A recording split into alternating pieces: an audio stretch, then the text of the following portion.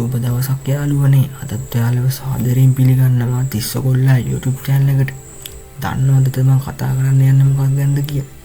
තමන් කතා කරන්න යන්නේ සීඩන් කෝටිපති ව්‍යාපාරිකයෙකු සහ පරිසර ක්‍රියාකාරකයෙකු වන ජොහාන් එලියාස් ගැන.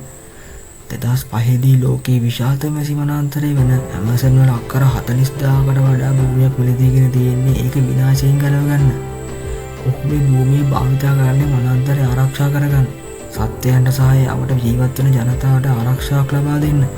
දන්නවද යාළුවනේ, ඒ විතරක් නෙමෙයි ඔහු අංක 1 දරකපා විකිණීමේ ව්‍යාපාරය නවතා දමා අධිකරණ ක්‍රියාවලීන් හරහා වනාන්තරය ආරක්ෂා කිරීමට පියවර ගත්තා.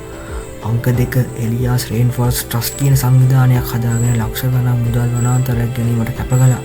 අංක 3 මීට අමතරව කූල් අර්ත් කියන සංවිධානයක් එකතු වෙලා ඒ වනාන්තරවල ජීවත් වෙන මිනිස්සුන්ට උදව් කරනවා. අංක 4 තවද කාබන් ගෑස් අඩු කරන්න ව්‍යාපෘති වලට සහාය දක්වනවා.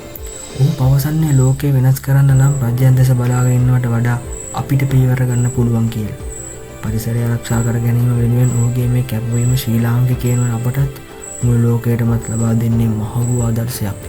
ඉතින් ඔයාලට හිතන දේත් ඔයාලා පහලින් කමෙන්ට් කරන් යන්න. ඉතින් බලන්න යාළුවනේ, තමන්ගේ පෞද්ගලික ධනය වේදම් කරගෙන ලෝකයක් ආරක්ෂා කරන්න දඟලන මිනිස්සු අදටත් මේ ලෝකයේ තුල ජීවත් වෙනවා. ඉතින් යාළුවනේ, මෙයාගේ මේ හොඳ ගතිගුණ නිසාම මෙයා මුළු ලෝකයම අඳුරන මිනිහෙක් බවට පත් වෙලා තියෙනවා.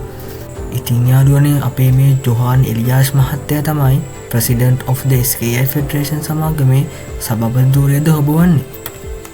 ඉතින් අපි අද සමුගන්න ගමන් මම තාම subscribe කරලා නැත්නම් subscribe කරන්න කියලාත් ඉල්ලනවා.